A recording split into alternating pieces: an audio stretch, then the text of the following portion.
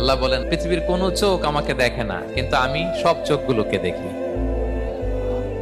তিনি দৃষ্টির আয়ত্তে নন, দৃষ্টি তার আয়ত্তে। তিনি দৃষ্টির আয়ত্তে নন, বরং দৃষ্টিগুলো তার আয়ত্তে। তাকে দেখা যায় না, কিন্তু আল্লাহ তাআলাকে দেখা না গেলেও তাকে অনুভব করা যায় কি যায় না?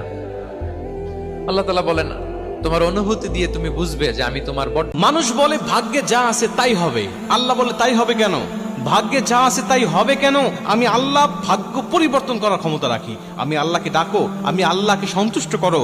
আমি আল্লাহ দোয়ার মাধ্যমে মানুষের তাকদির পরিবর্তন করি, ভাগ্য পরিবর্তন করি। আমি আল্লাহ পাকে চাও, আমি আল্লাহকে সন্তুষ্ট করো, আমি আল্লাহ সুখময় শান্তিময় একটা জীবন তোমাকে দান করব, যেই জীবন তোমাকে দুনিয়াতেও শান্তিতে রাখবে এবং পরকালের পাথেও হিসাবে আমি আল্লাহ রাব্বুল আলামিনকে সন্তুষ্ট করবে, যেন পরকালেও তোমাকে একটা সুখময় শান্তিময় জীবন দিতে পারি। যদি কখনো দুঃখে পড়েন, অসুবিধায় পড়েন, ধৈর্য ধরবেন। সবর, ধৈর্য হলো অশ্রু, ধৈর্য হলো একাকিত্ব, ধৈর্য হলো চরম অপমান সহ্য করা, ধৈর্য হলো কষ্টকে আগলে রেখে এক টুকরা হাসির নাম ধৈর্য। রব কখন ডাকবে সে অপেক্ষার নাম। আপনি কি জানেন আল্লাহ কি বলেন?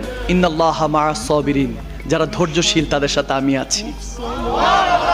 আর যার মনের মধ্যে সততা আছে, আল্লাহ পাক কোনো না কোনো দিন ইনশাআল্লাহ তাকে হেদায়েত দিবে।